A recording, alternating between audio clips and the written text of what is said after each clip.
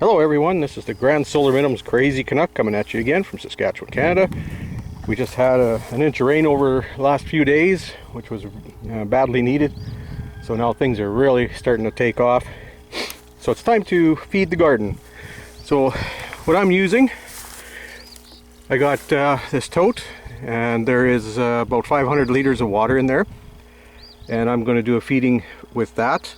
I'm going to be putting in 50 grams of a calcium product. It's a GSR calcium, and this is usually applied on field scale at 90 grams per acre. This is the grow version. There's also a dormant version that's put on in the fall. So this is the grow version. Got 50 grams of that. I'm going to put in 50 grams of murate of potash in its purest form. I've got some biology, which is absolutely critical to good soil. I'm going to have a liter of that. I have also got some micronized soft rock phos. I've also got 3,000 grams of molasses. I did an experiment a couple years ago using molasses to grow biology, and with a temperature of about 85 to 90 degrees, I would add 2 grams of molasses per liter per day and had phenomenal biological growth. Unbelievable. So I'm going to be putting in 3,000 grams in 500 liters. Not going to be growing this portion of it. I'll be just putting it in the soil, let the soil do whatever it does. But I'm also going to be adding 1 gallon of this Alaska fish fertilizer. I've heard some good things about it. Not very cheap, but I'm going to put that in. Also using this 4 kilogram bag of sugar. Now the sugar does 2 things. It stabilizes the calcium, and it also feeds your biology as well as the molasses.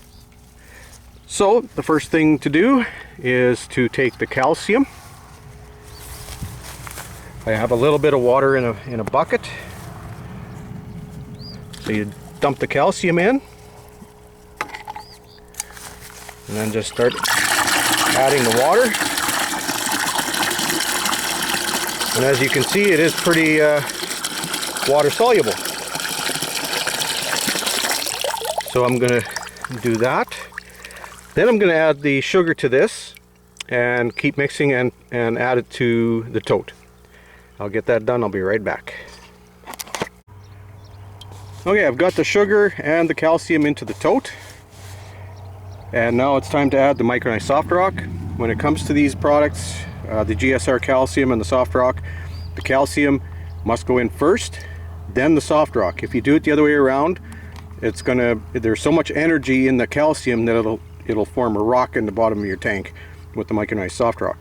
So I've stabilized it with the sugar. Now I'm going to add the micronized soft rock, and I'm going to mix that up the same way. Like if you wanted to spend some money, you could also use a pump system on the bottom here and just recirculate it. So I'm just going to do it old school. I think everybody can do this. And you can scale this any way you like, depending on how much you have and how much you're going to use. Now there's another thing that I'm doing with this tote, and it's putting air at the bottom. I have an air stone that is helping to aerate and mix the solution in the tank. It's absolutely critical to have oxygen for your plants. Every mineral that the plant uses has an oxygen molecule attached to it. So it's very important to have air in the soil, and it's also very important to have air for your microbes, especially in a mixing system like this. You don't want it to go anaerobic. So I'm going to mix up the soft rock and get it in here and get to the next stage. Alright, got that all mixed in. Now I'm going to add the Terra Biosa soil enrichment biology.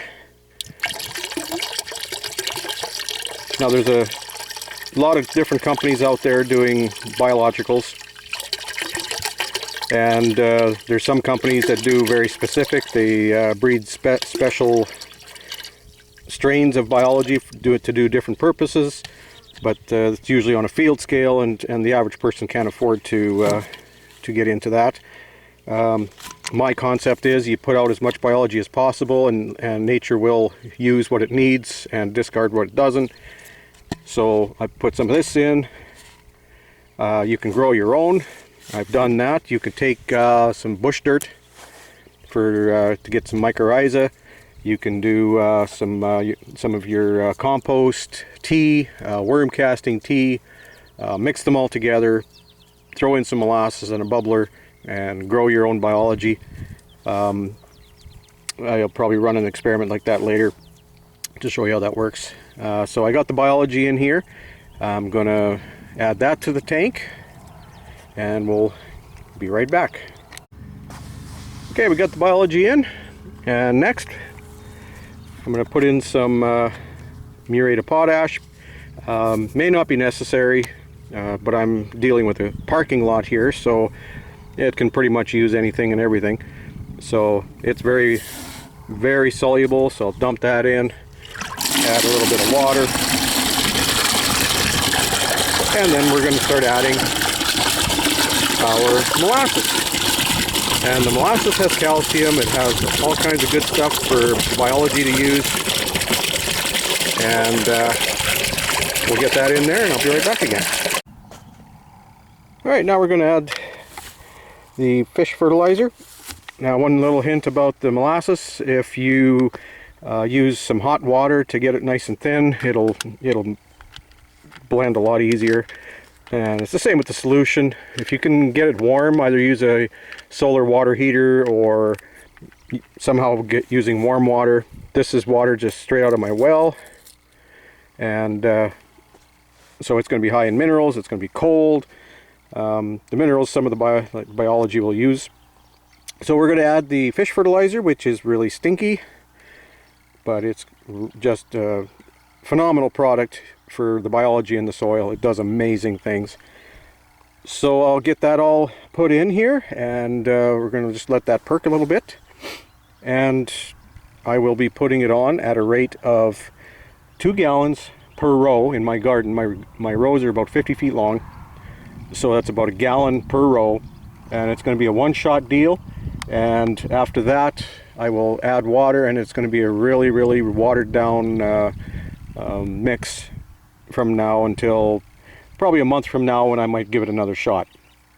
Nice thing about these products, you could spill it on the ground, it doesn't matter, it's all organic, and it'll just make things grow better.